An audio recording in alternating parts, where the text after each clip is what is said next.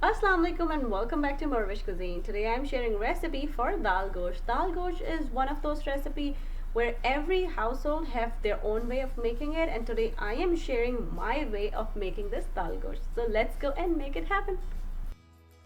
So let's start our recipe. Bismillah. First I soak chane ki dal for like 30 minutes, then throw away the water and then transfer it onto a saucepan and boil until dal is completely tender but not get mushy. Then I'm making some masala. For that I'm heating up some oil in a cooking pot, adding sliced onion and start frying until they get nice golden color. Since I am adding freshly minced garlic, so I'm adding that right before the onions start to get that brown color.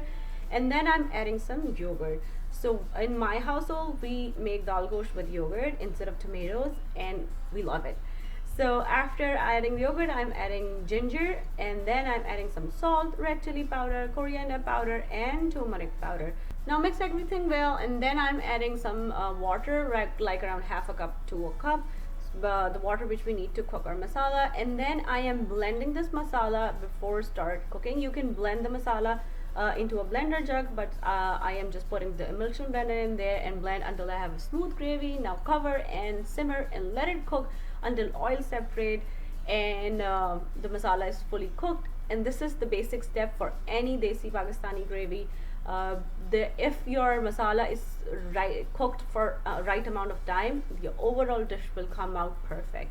So after that I'm just adding some meat and then cooking on a medium heat until meat changes color, then simmer and cover and let it cook until meat is completely tender and oil separate.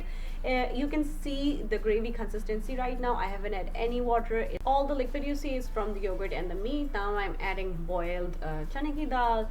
Mix well with a very light hand, and then I am adding water to make the gravy runny, and then in the end I'm adding chopped mint. Mix well, simmer and leave it on dum. In the end I'm just sprinkling some garam masala, more mint leaves, and chane ki dal gosht is ready to serve. You can serve with some steamed rice, zira rice, or homemade chapati roti.